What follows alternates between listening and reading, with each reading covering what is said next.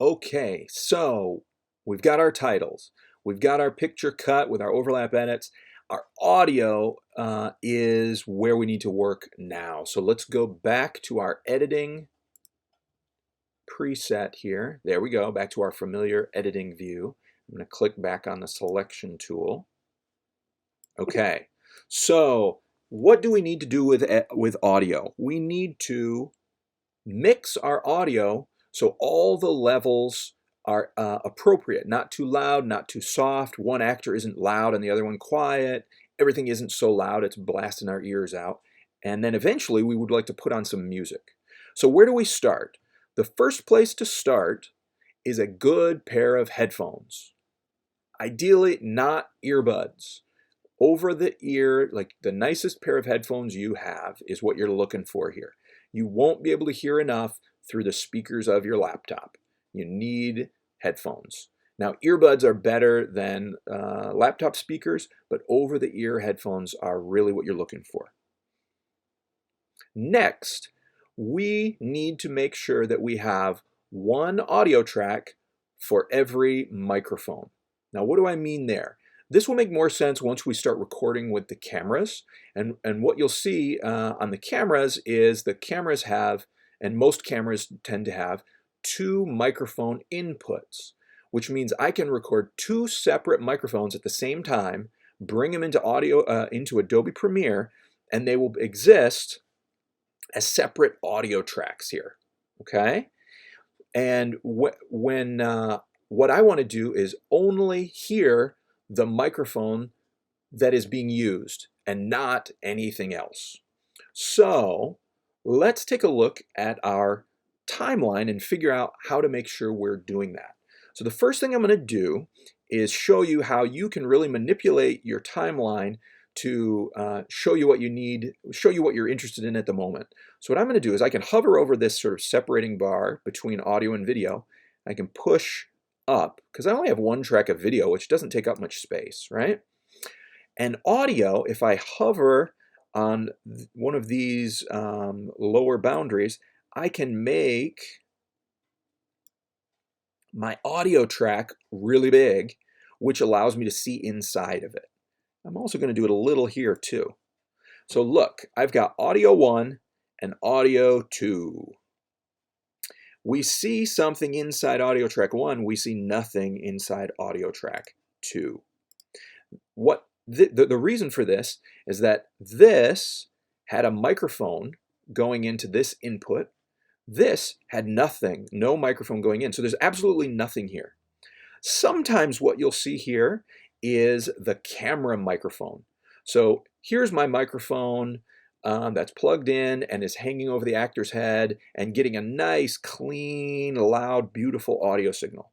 And then what you'll see down here sometimes is the microphone on the camera located way, way, way across the room that is recording dialogue, but it's got a lot of room tone and noise, and you'll notice usually the waveform is lower. And if you listen to it, you can distinctly tell the difference between the sweet sound of a microphone recording audio and the kind of crummy sound of the camera mic. Either way, whether it's nothing or camera mic, we need to get rid of this, okay? All these blank track 2s we need to get rid of. So how do we do that? They're linked, so we need to unlink them. Then we can select them all and be gone, and then link back up. Now that's one way to do it after the fact, if everything's already in here. But now these target tracks become make more sense to us when we're editing. So in the future, if you know that all your audio, and one way you can figure that out is if you load one of your clips here. Let's see, load one of your clips here. There's Albertina, and I can right click, display mode, audio waveform. Shriek. So this is showing me what the audio tracks in my clip look like. There's audio track 1. It has waveform. And what waveform is visual representations of sound. Okay, the higher the squiggly mark, the louder the sound. The lower the squiggly mark, the softer the sound. So I can look at this quickly and say, oh, my microphone was on track 1, not track 2. Let me go back to display mode, composite video. That's the video. And so what I can do is simply this. Deselect audio 2, deselect audio 2. And now when I bring this in, I'm only bringing in that track with the audio, which in an hour when I have my whole thing laid out will save me time from having to then take away all those audio tracks that I never really needed. Okay, so we've got our audio down to a single track. I'm going to just zoom in a little bit here. Now we need to talk about, and I'm going to blow it up just a little bigger so you can see it. So these waveforms are really useful, right? I can see where people are talking. I can see where people take breaks. This is going to help me figure out my audio levels. Now, how do we figure out audio levels? You may have noticed when I hit play. Feed my damn cats. If I don't, they'll die. See this over here? Cats on your conscience stand? Do you? Damn it, Frank, just shut up and do it. This is an audio meter, and this is measuring how loud our audio is. Judging by your ears and your headphones isn't enough. You really need an objective meter like this and your ears together to judge what's loud enough, what's not loud enough. So here's our audio meter. The most important thing with the audio meter is never touch 0. 0 is too loud, okay? Above 0, the audio just becomes distorted and you'll lose it. It's just gone, okay? So do not let anything go to 0. We are always going to be talking about negative numbers. In fact, what I want you to do is never even get to -3, okay? If your loudest sound only gets to -3, then you never even need to worry about accidentally getting all the way up to 0, all right? So the first thing I want you to do is -3 as the loudest thing. How about things that aren't the loudest thing, like a door slam or a gunshot or a firework going off? Those are things we're going to have up here, like between 3 and 6, super loud noises. Dialogue, which we're going to have a lot of, we want to fall between -6 and -12. Okay, so this range, averaging right here around -9. So if somebody's shouting, let's see it bouncing around -6. If somebody's whispering, let's see it around -12. If somebody's whispering and it's down here, that's going to be too soft. Okay, that's going to be too quiet. So in this range, keep your dialogue. How about sound effects? Like maybe in this, footsteps or the crew in the background or people turning pages or the banana going or slipping sounds. Where do we want sound effects to go?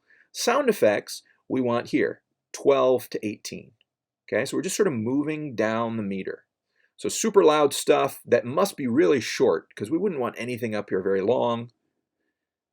Most things, most dialogue, right in this area, 6 to 12, and then sound effects, background sound effects, 12 to 18.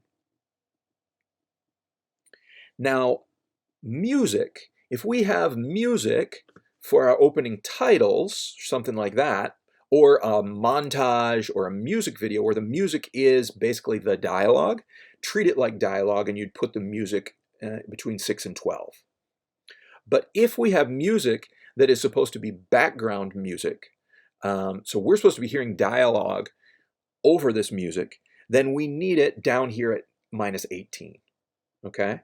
And sometimes you may have music that starts up at -9. It starts as like dominating the scene, like it's in the dialogue, and then we pull it back to -18 as background music. Use the meter and also use your ears in the headphones to determine what is a proper level. The meter will help you, it's green, and then it's yellow where it's going to have the, where it's landing. If you hit 0, these little buttons will turn red to alert you that you hit 0, okay? So that's how we mix audio. You also need to do this all separately and then together. So in this situation, we don't, except we're going to add some music here. We don't have like a ton of sound effects or anything. We don't have multiple layers of audio here. But if we did, you would first go through and mix the dialogue, then you would go through and mix the sound effects, then you would go through and mix the music, and then you would go through and listen to it all and see how they combine. And if the combination is getting too loud, then you need to go back through and lower things. Okay, so I want to go through and start with this dialogue. And I said I want to have it between -6 and -12. So let's take a look. I have to go home and feed my damn cats. If I don't, they'll die. Do you want dead cats on your conscience, Dan? Do you? Damn it, Frank, just shut up and do it.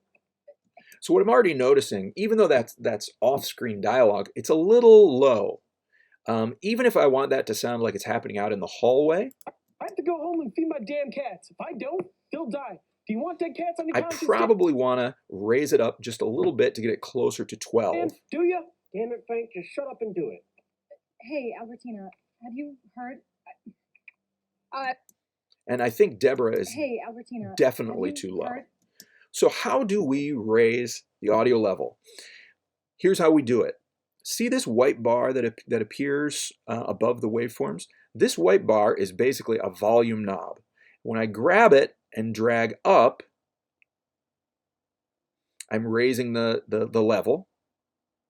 When I drag it down, I'm lowering. So this is too soft, so let's raise it up. And I can actually do this in real time, and I'm raising it and I'm watching the audio meter, and I want this to be, at least for Franklin, I don't want it to be too loud. I have to go home and feed my damn cats. If I don't, they'll die. Do you want dead cats on your conscience? Oop, that little bit there was too loud. Let's try this again. I have to go home and feed my damn cats. Still just a touch loud for him, since he's supposed to be in the other room. I have to go home and feed my damn cats. If I don't, they'll die. There, I think that's good for Franklin. Let's take a look. I have to go home and feed my damn cats. If I don't, they'll die. So I raised this up, watched the audio meter until I was averaging around 12, -12 for Franklin. Now here's an important thing to keep in mind. When I raise and lower this, you'll see these numbers down below, -1, -3. That is how much I'm changing it, but it doesn't directly correspond to anything over here. So let's say I want this to be -12. That doesn't mean that I put this to -12, right? They're totally separate. I need to eyeball this meter over here to determine if I'm landing in the right place. Okay, so I've got Franklin, but I think now you want dead Deborah cats on your conscience, Dan? Do you? is going to Damn be it, Frank, still just too shut up and soft. do it. Hey, Albertina, have you heard? Definitely, right? Deborah is way too soft there. So what can I do? I've already raised this up for Franklin, but I need to raise it higher. This is when you use something called a keyframe, okay? And a keyframe is a marker that I can put along this line that allows me basically to have the level change within a track, okay? So obviously I could change this. I could change it based on the clip, but keyframes are going to let me do that within a clip. Here's how it works. I go over here to the pen tool, keyboard shortcut P, and I click. And what I'm going to do, as soon as Franklin's done talking, I want to make a keyframe. Shut up and do it. Or that's the director, I suppose, talking. So I'm going to zoom in a little more. So I can see in the waveform, their dialogue is done around here. So I'm going to place a keyframe. And see, it just places a little marker here. Now, one keyframe alone is useless. You need at least 2 keyframes to make a change. Because what Premiere is understanding is this numeric level needs to change to this numerical level in this amount of time. So Deborah starts talking around here, so I'm going to put a keyframe there.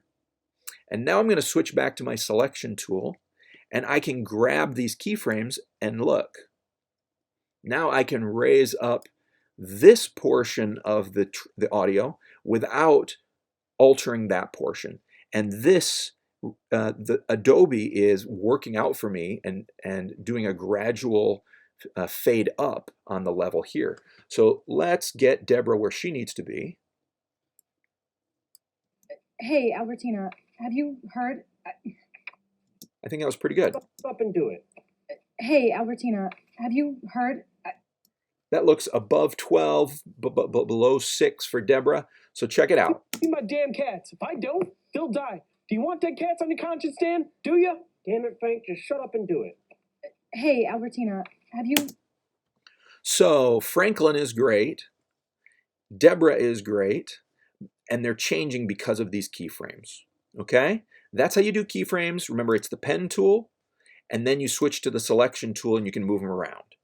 If you make too many keyframes or you mess up, you can just click on them, right-click, delete, and get rid of them again. Okay? And you can add more keyframes. Let's say you wanted Deborah to be even louder down here. You could raise her up again or raise it down. And by the way, this is how these fades work, right, for audio. So if I wanted music to fade in, I could just put let's imagine this was music. I can put a keyframe here, pull it all the way down, and now that's going to fade up from silence. So let me undo that. Okay, so that's the idea. Go through using the audio meter and those level ranges I told you about earlier. Make sure all your clips are in a good range, right? And match each other, go back through and listen to them together so they sound nice and smooth, even levels, and the dialogue is between these two numbers. Okay, great. So you have learned keyframing and audio mixing. That's fantastic. Keyframing is a critical skill that you're learning here and you will be using for the rest of your careers because it's the foundation for making all these changes in Adobe. You can change the audio, but you can also change the video in the same way. You can change effects, and these keyframes are really the key to unlocking lots of special effects and tricks and awesome moves that we will get into later in the semester and you may get into in future classes. Okay, the last thing we need to do on this project before we're done is add some music. Okay, so go find some music. I don't care what it is, whatever you think is appropriate as sort of open and close music for this scene. Go get it. If my idea is that it'll mostly just sort of lead us in and out of the scene. The bulk of the scene, let's have no music. But if you're going to have some overlap, you probably want to avoid dialogue in your music because it's hard for the dialogue in the scene and the lyrics in the music to compete. So I found this instrumental track.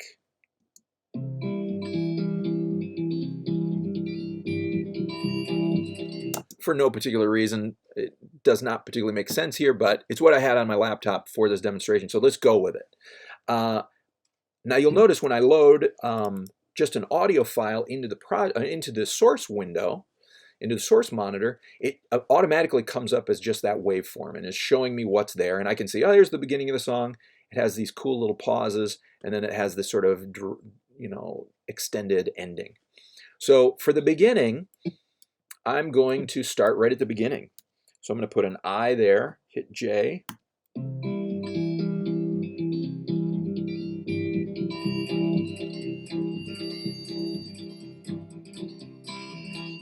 going to stop there and hit O. I'm guessing we'll be into the scene by then. We'll see. Now I need to come down here and look at this. This is important. So I've got audio 1 and audio 1, but I don't want to put this audio here. I want to put it down here. And I want audio track 2 to come as well, because this isn't the situation, right? This isn't the situation like with the dialogue where track 1 was dialogue and track 2 was just emptiness. This is a stereo song. So I want both of these coming down here. So I have audio track 1 going to 2 so that I don't overlap this stuff here, and then 2 going to 3.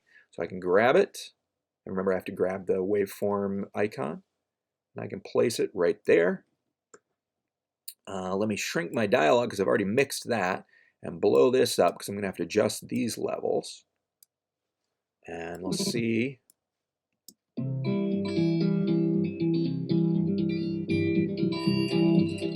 have to go home and feed my damn cats. If I don't, they'll die. Do you want dead cats? I think that'll work. This may need to extend all the way up. On the conscience stand, do ya? Damn it, Frank, just shut up and do it. We'll see. I'm thinking maybe we'll fade it out just before Deborah speaks.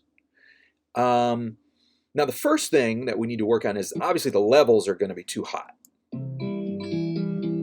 Oh, well, yeah, there we go. I have to go home and feed my damn cats. So the music in the beginning, this is actually pretty good. This is around -18, which is fine.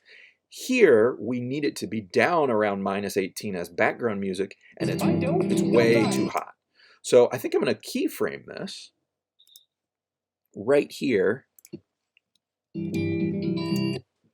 And at this point in the song, just put 2 keyframes here and then match it up with the same keyframes here.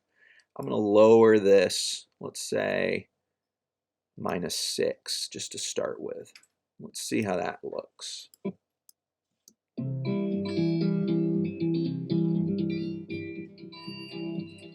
I have to go home and feed my damn cats. If I don't, they'll die. Do you want dead cats? Yeah, that'll work. Now, how am I going to fade this out? I'm going to put a keyframe here at the end of each. And I need to decide, when do I want the fade to begin? I have to go home and feed my damn... Maybe right around here where the dialogue starts. So this is going to be a long, long fade. So I put a keyframe here and here to lock that point in. Pull this down. And so what we should hear is we'll come in, hear the music at this level. It'll dip just a little, so we have that background music sound, and then it'll gradually fade out, hopefully fairly smoothly just before Deborah starts speaking. Here we go.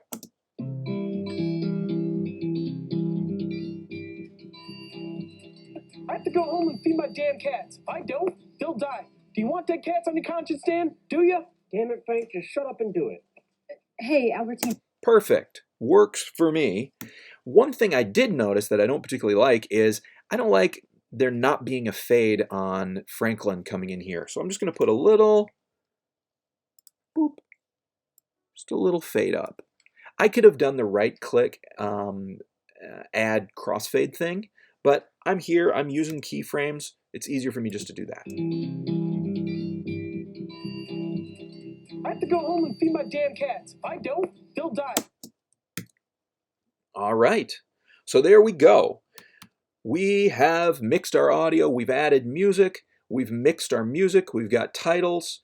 So this is what you're going to do for the entire scene, and you'll turn that in for your final project. All right.